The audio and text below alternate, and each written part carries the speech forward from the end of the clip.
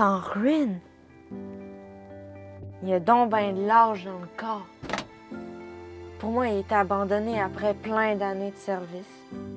Imagine-le quand il était neuf. Wow!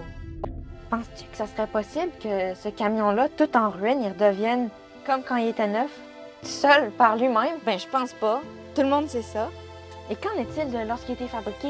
Il est apparu tout seul, juste de même, par lui-même?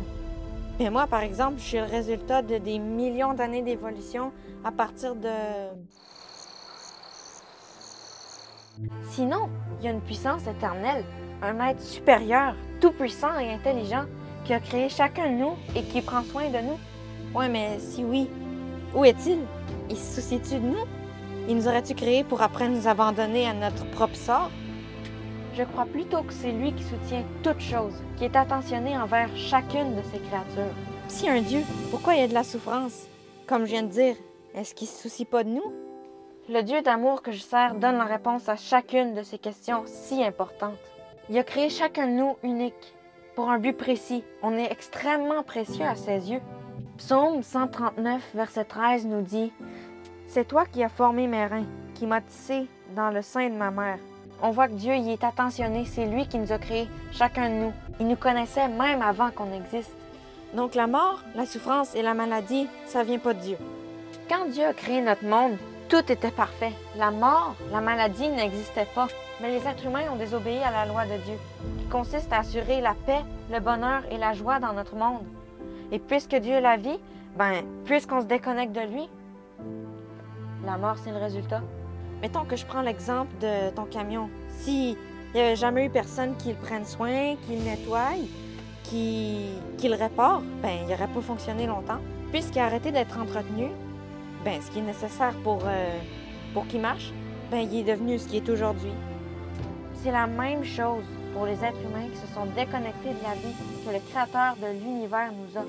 Et c'est pas le Créateur qui s'est déconnecté de nous, parce qu'il a envoyé son Fils dans le monde afin qu'on puisse retrouver la vie qu'on a perdue par la séparation d'avec lui par la désobéissance. Il nous offre la vie éternelle avec lui dans un monde où le péché, la mort n'existent pas.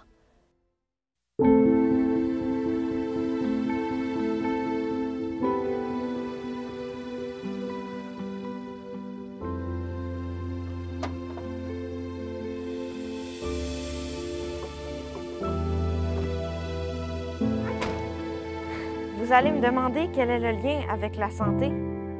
Tout le monde a besoin de se sentir apprécié, de sentir qu'il n'est pas là pour rien. Dieu a un plan comme ça, unique, pour chacun d'entre nous.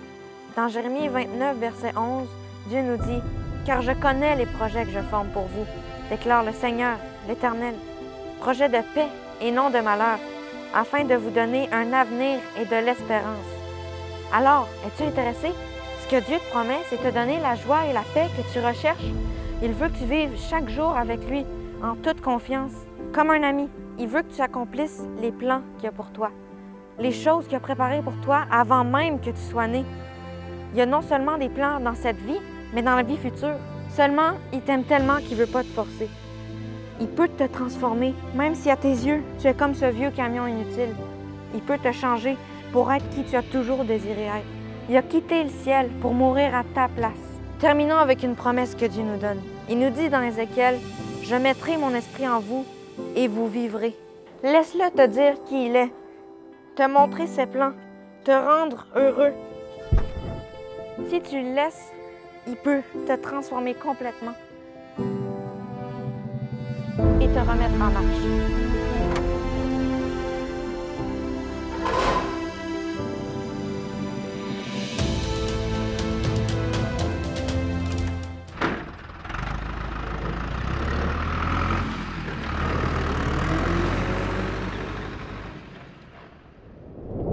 Te donner la joie, la paix dont tu recherches.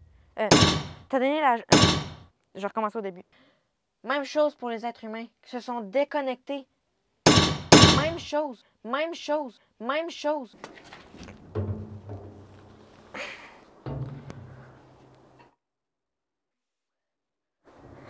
OK.